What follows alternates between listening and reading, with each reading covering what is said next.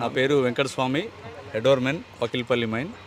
సింగరేణిలో RG2 ఏరియాలో మేము పనిచేస్తున్నాం.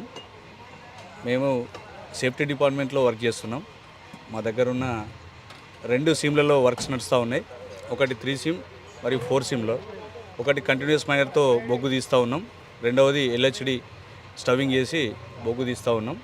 దీనిలో భాగంగా మేము ఒకప్పటితో పోల్చుకుంటే ఇప్పుడు రక్షణ చర్యలు అనేది చాలా పకడ్బందీగా అమలు చేస్తూ ఎవరికి ప్రమాదం జరగకుండా, అందరూ తెలివైన ఉద్యోగులే కాబట్టి, చదువుకున్న వాళ్ళు కాబట్టి ఎక్కడ లోపాలు లేకుండా ప్రతిదీ కూడా రక్షణ విషయంలో రాజీ పడకుండా వర్క్ చేస్తూ రక్షణ ధ్యేయంగా పనిచేస్తూ ఉత్పత్తి కూడా అదేవిధంగా తీస్తూ మా మైన్లో G7 G8 కోల్ వస్తుంది.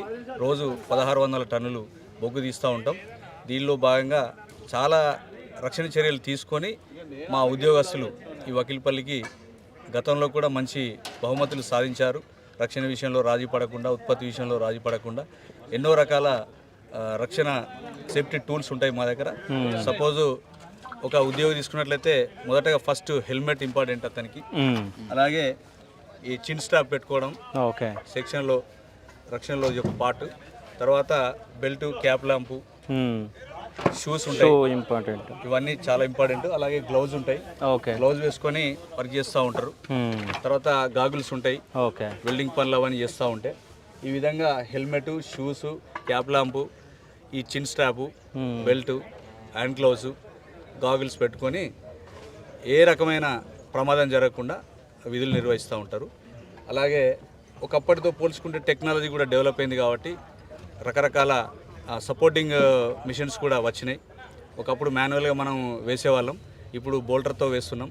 దాంట్లో కూడా సేఫ్టీ పాయింట్ ఆఫ్ వ్యూలో చాలా బాగా ముందుకెళ్ళినాం. ఒకప్పటితో పోల్చుకుంటే ఇప్పుడు సింగరేణిలో చాలా మట్టుకు సేఫ్టీ అనేది అవేర్నెస్ బాగా పెరిగింది.